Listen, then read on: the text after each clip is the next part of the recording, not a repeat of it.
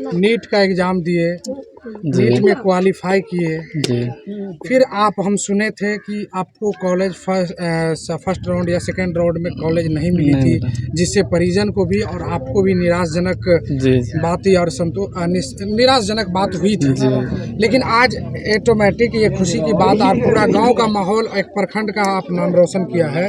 NEET qualify होने के बाद भी कॉलेज आपको पूर्णतः कॉलेज मिल गया। जी मिले। और जिस तरीके से निराश हुए थे, क्या लगा था आपको ज़रा बताएं, और जिस तरीके से आज खुशी मिली है जी वो भी थोड़ा जाहिर करेंगे। और जो गांव में उत्साह है, क्योंकि एक सुदूर देहात से जिस तरीके से एक स्टूडेंट अपने नीट क्वालिफाई या कोई चीज़ में क्वालिफाई करता है तो वो खुशी पूरा जाहिर करते हैं, जी जिसमें माँ बाप का भी नाम रोशन होता है, पूरे गांव मोहल्ला प्रखंड का नाम रोशन होता है। जी। अब बताएं जरा, आप क्या, आपके सफलता के पीछे क्या राज था, और निराश भी हुए थे और खुशी भी हुए, उसका जी बताएं जरा। देखिए सर, ये मेरा फोर्थ ड्रॉप था। फोर्थ अटेम्प्ट में मैंने नीट क्लियर किया। मेरा नंबर 606 था। हर बार की तरह 600 प्लस लाने पे कॉलेज आराम से मिल जाती थी, लेकिन इस बार बहुत ज़्यादा ही कट ऑफ गया था, तो 606 पर भी मुझे ऑल इंडिया के फोर्थ राउंड तक कोई भी कॉलेज अलॉट नहीं हुई।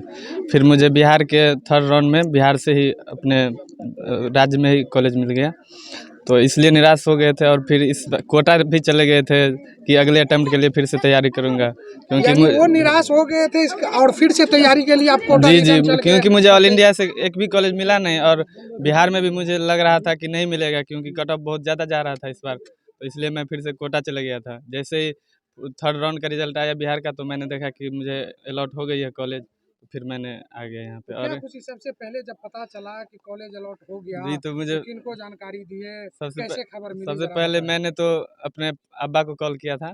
फिर उसके बाद मैं अपने भाई रफ़ीक को, और उसके बाद मोहम्मद जियाबुल को, और इन चाचा को रात में ही बता दिया था। जब आया रिजल्ट उसके बाद ही बता दिया था। तो कैसा फीलिंग आया, सो बताएं जरा। तभी तो बहुत अच्छा फ़ील हो रहा था, क्योंकि अब लग रहा था कि मेहनत मेहनत जो है मेरा बेकार नहीं गया 4 साल का। अब हासिल हो गया मेरा कॉलेज, कोई भी एमबीबीएस कॉलेज। तो ये सफलता का राज, ये सफलता का श्रेय किसे देना चाहते हैं। अपने माता-पिता और मेरे परिजन जितने हैं चाहने वाले, और मतलब मेरे दोस्त लोगों को भी, जो हमारे मतलब मुश्किल हालात में मुझे सहायता किए। सबसे पहले तो मैं अपने गार्जियन को और अम्मी-अब्बा को बहुत सारा शुक्रिया अदा करता हूँ, क्योंकि उन्होंने निराश नहीं हार नहीं मानी कि 4 अटेम्प्ट हो गया, फिर भी मुझे पढ़ने के लिए वो उत्साहित करते रहे कि नहीं, अपने पर विश्वास रखो, अपना हो जाएगा आपका, इसलिए। तो आपका एक बात मैं पूछना चाहता हूँ कि 4 अटेम्प्ट और जी, एक सुदूर देहात में एक बार में लोग यदि किसी चीज़ में निराश होता है, जी, वो दिल्ली, मुंबई यानी दूसरे अपने बिजनेस में लग जाते हैं, लेकिन आप फिर भी डटे रहे। इनके पीछे राज क्या था। मुझे लग रहा था कि मैं कर लूँगा, इसलिए मैंने अटेम्प्ट नहीं छोड़ी। और फिर छोड़ देते तो मेरे पास कोई दूसरा उपाय भी नहीं था, अभी कुछ सोचे नहीं थे। फिलहाल मेरा एम ही था कि एक एमबीबीएस कॉलेज लेना है कोई सा भी, इसलिए मैं लगा रहा। इस पूरे सफ़र में किस-किस बाधाओं से आपको गुज़रना पड़ा? बहुत क्या-क्या सारे परेशानी जी हुई जिसमें होता है किताबें, कलम, स्कूल की फ़ीस? इस सब में कहाँ आपको लगा कि नहीं पढ़ाई छोड़ देना चाहिए, तब भी आपने जारी रखा? जी, मैं एलेन गया था, तो वहाँ का फ़ीस थोड़ा ज़्यादा रहता है, तो वहाँ पे, लेकिन माहौल वहाँ का बहुत अच्छा रहा, मुझे सहायता भी मिला उसी माहौल के चलते। फिर इससे उससे पहले मैं पटना में ही था, तो पटना में लॉकडाउन लग गया, तो फिर वहाँ पे मुझे अच्छा नहीं लगा पढ़ने में। मुझे लगा कि यहाँ से नहीं हो पाएगा, तो मैं कोटा चले गया। वहाँ का माहौल सब बहुत अच्छा था पढ़ने का। मुझे फ्रेंड सब सर्कल मिले ऐसा जो पढ़ने वाले थे, तो मुझे बहुत सारा हेल्प मिला। आपके गांव के लोग आपको रिसीव करने एनएच पे फुलपरास जी, चले गए, फुलपरास। उस आप अपने गांव के लोग को क्या कहना चाहेंगे। हम अपने गाँव के लोगों का भी बहुत-बहुत शुक्रिया अदा करना चाहते हैं, जो इतना प्यार दिया, सम्मान दिया। मुझे मतलब आशा ही नहीं किया था मैंने कि ये इतने सारे लोग हमारे इस खुशी में शामिल होंगे। इसके लिए मैं अपने सभी गाँव वालों को बहुत-बहुत शुक्रिया अदा करना चाहता हूँ। और एक बात और कि आपके गांव में यानी आपके प्रखंड में वैसे भी छात्र हैं जो निराश हो जाते हैं, जी। उन सभी छात्रों को आप क्या कहेंगे, क्योंकि जो एक निराश होकर दूसरे बिजनेस में, दूसरे चीज़ में, ये हार ना माने, ये सीखे जी। आपसे, और क्या आप संदेश देंगे उस युवाओं को जो तैयारी कर जी, रहे हैं। जितने भी नीट एस्पिरेंट हैं, मैं उनको उनको ये कहना चाहूँगा कि आप कभी भी अपना विश्वास न खोएँ, और अपने आप पर पूरा विश्वास रखें कि हो जाएगा। इसलिए हमारे जीवन में बहुत सारे चढ़ाव उतार आते ही रहते हैं। तो कभी दुख भी होता है, कभी रिजल्ट गड़बड़ा जाता है, तो कुछ भी हो जाता है। तो उसको उतना माइंड नहीं करना है और अपने आप पे विश्वास रख के सही से अपने पढ़ाई को सुव्यवस्थित ढंग से करना, कंटिन्यू रहना। ये नहीं कि एक दिन 10 घंटा पढ़ लिए, फिर 12 घंटा पढ़ लिए, फिर 2 दिन छोड़ दिए, तो ऐसा नहीं होना चाहिए। कंटिन्यूटी रहता है तो फील आता है कि हाँ कुछ पढ़ रहे हैं, पढ़ने में भी मन लगता है। तो यही कहूँगा कि आप अगर MBBS का सपना देख रहे हैं तो कभी भी हार नहीं माने, चाहे कितना भी अटेम्प्ट हो जाए। अगर आपका वही एम है तो आप उसके पीछे लगे रहिए, एक ना एक दिन आपको सफलता ज़रूर मिलेगी। शाकिर जी, आप युवाओं के प्रति पूरा जागरूक रहते हैं और चूँकि आप प्रतिनिधि भी हैं, तो 2-3 दिन पहले से ही पोस्ट आपका देख रहे थे कि हमारे गांव में हमारे साथ के लड़के, हमारे नौजवान, हमारे जो रिश्ते में हैं, वो इस तरह की क्वालिफाई किए हैं।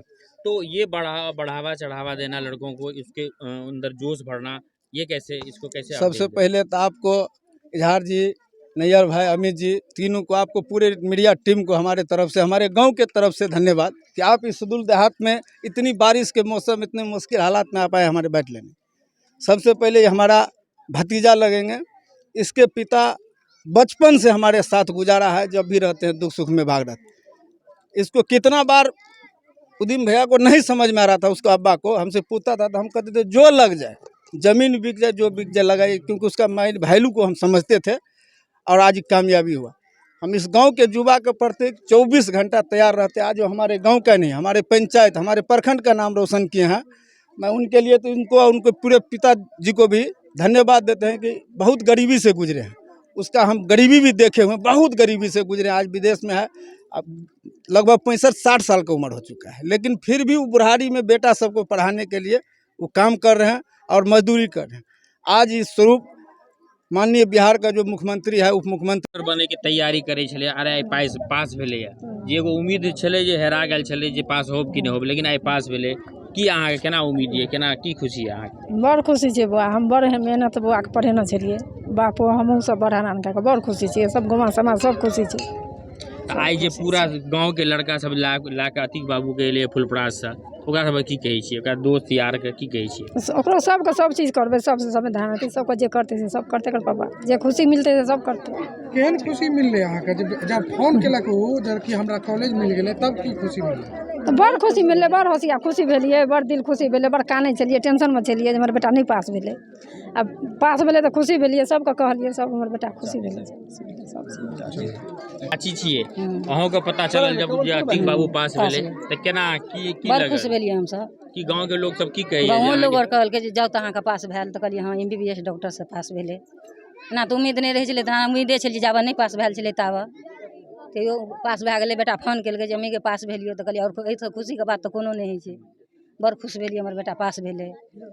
अहाँके लगै छलै कि अहाँके हाँ, हम पूरी उम्मीद पास छलै जे हमर लड़का डॉक्टर पास हेतै, किया तऽ पितमरू छलै, पढ़ैमे सही छलै, नारहर लुचा नहीं छलै। अच्छा, गाँव में और लड़का जे और भी माय बाप जे अपना बेटा के नहीं पढ़ावे लिखावे ला चाहे, जे बम्बई दिल्ली भेज दे, ओकरा सबके लिए की कहबै जे भाई अपना बच्चा के पढ़ा पढ़ाबो? तऽ कहबे करबै ना, सब कहते हैं, कहे वाला तऽ एकटा गार्जियन छेबे छै हमर।